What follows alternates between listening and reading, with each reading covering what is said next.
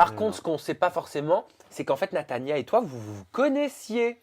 Bah ouais, Nathania, on se connaissait quelques semaines avant le tournage déjà. Mais par rapport à quoi vous êtes connus où? Parce qu'on avait le même agent. En fait, c'est Alexis, et qui était un ami à elle, qui est son agent aussi, et Là, celui qui s'occupe de Barbara, qui s'occupe de Barbara. Ouais. Hobsommer, que tu Voilà. connais, enfin une amie à toi. Voilà. Barbara aussi, ouais. Bah, Alexis, du coup, et on s'est connus grâce à ça, comme ça. On s'est Ok. rencontrés autour d'un Et verre. alors, ça t'a fait plaisir ou pas de la voir dans Les Anges? À quel moment tu l'as su? Et puis, pourquoi vous l'avez pas dit que vous vous connaissiez? Bah, on l'a pas dit, on voulait pas le dire déjà. Je pense qu'on voulait vraiment pas le dire. On a préféré garder ça pour nous. Mais après,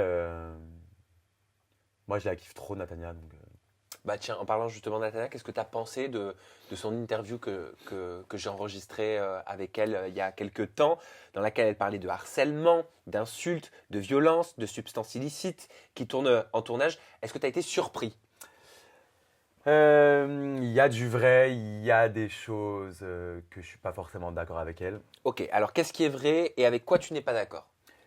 Euh, il y a certains montages qui sont faits qui sont du grand n'importe quoi. Comme quoi? Exemple. Bah, il y a des trucs qu'on comprend pas des fois. Il y a des moments où on comprend.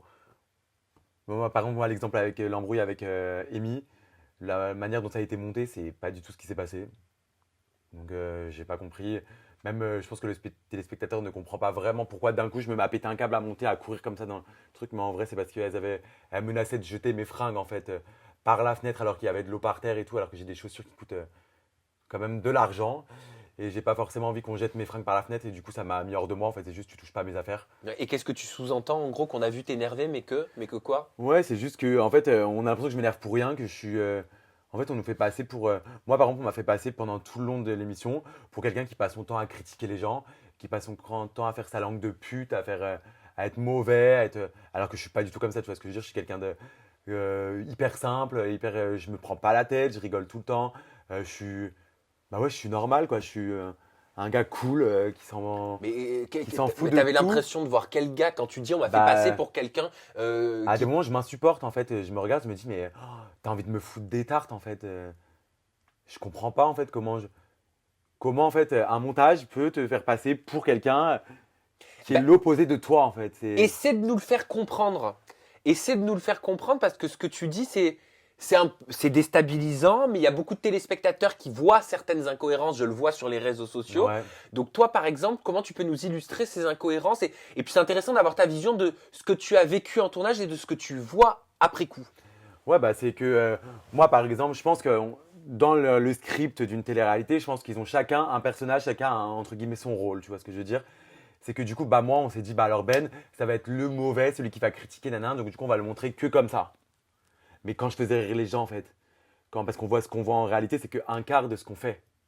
Parce qu'on est filmé de 7h du matin à minuit, après on a les ITV, on a tout ça machin.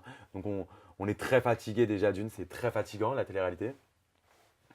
Mais c'est une expérience de ouf, bref. Mais c'est. Ouais, c'est.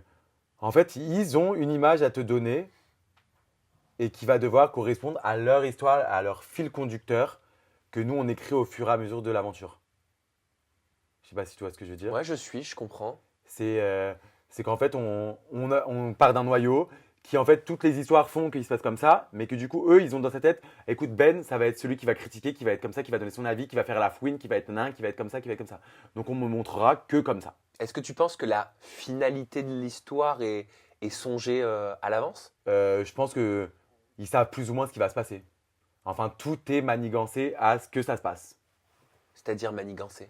Je pense que, genre, par exemple, quand on est en sortie, il suffit que, genre, quand on est parti dans le désert, par exemple, on voulait absolument savoir si Sephora et Quentin allaient se mettre en couple. Hmm. Et du coup, bah, ils ont fait exprès de les mettre ensemble et de me mettre Beverly et moi pour que du coup on fasse notre enquête, qu'on fouine un peu, tu vois ce que je veux dire? Hmm. C'est qu'ils font tout pour ce que ça. Ou quand il y a deux personnes qui s'aiment pas, ils font exprès de les mettre dans la même pièce ou de nous mettre dans la même sortie pour qu'en gros il y ait une embrouille entre les deux personnes là. Quel est l'objectif? Bah, qu'il y ait l'embrouille, que eux ils veulent. Dans quel but? Bah, pour que ça gère un clash, que du coup ce clash là va faire de l'audience parce que ce que les gens aiment regarder c'est quand on s'embrouille, on va se mentir, hein, ou les trucs qui sont vraiment plus intimes. Mais c'est vrai que ce qu'on aime regarder à la télé-réalité, c'est les clashs. Qu'est-ce qui marche le plus sur les réseaux sociaux? Tu regardes, dans ta barre d'Explorer, t'as que des clashs.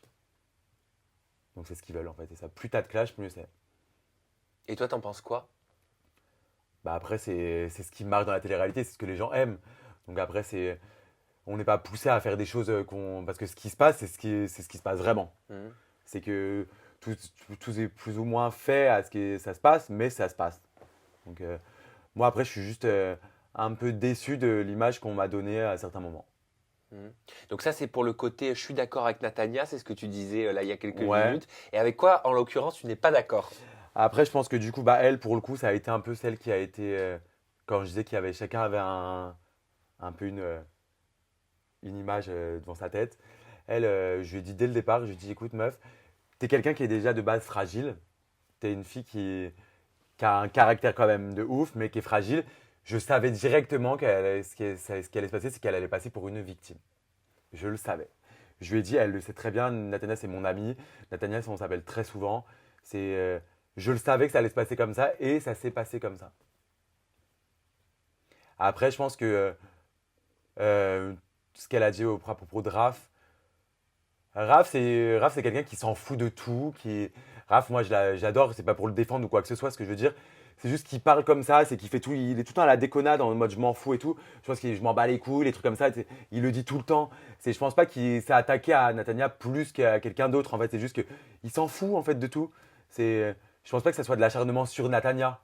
C'est juste qu'après, c'est que elle a vécu comme ça parce qu'après tout ce qui s'est passé autour a fait que du coup, bah, malheureusement, ça s'est retourné sur elle. Mhm. Mais après, moi, de mon côté, je n'ai jamais mis Nathania à l'écart. Je lui ai toujours parlé. J'ai toujours été, quand elle était seule, j'allais toujours la voir. Voilà, après, c'était pas ma meilleure amie dans l'aventure, ça c'est sûr et certain. Parce que c'est vrai qu'on s'est pas énormément parlé sur l'aventure alors qu'on se connaissait à l'extérieur. Je pensais qu'on allait beaucoup Ouais, c'est rester bizarre ensemble. ça. Mais pourtant, dans l'émission, c'est ce que je dis, je ne l'aimais pas dans l'émission. Et aujourd'hui? Je l'adore, Nathania. Oh, c'est bizarre. Elle sait que, mais je lui ai dit, elle le sait, hein. C'est en tournage, je ne l'aimais pas. Et pourquoi? Bah, je sais pas. Elle n'était pas comme dans la vie? Elle avait ce petit côté énervant, en fait. Je sais pas ce que tu. C'était. À toujours vouloir être couvée. Tu vois ce que je veux dire? Moi, pourtant, je l'adore, hein, ce que je veux dire, c'est. Mais elle a toujours ce petit côté. Dans l'émission, elle était énervante, en fait. Tu sais, c'est vraiment le genre de personne qui a toujours envie de se faire plaindre. Tu sais, c'est. Genre les maris qu'il y avait dans Secret Story, les meufs qui t'insupportent. Mais bon, beaucoup moins, beaucoup moins extrême pour Nathania pour le coup. Mais elle sait que je l'aime et c'est le principal.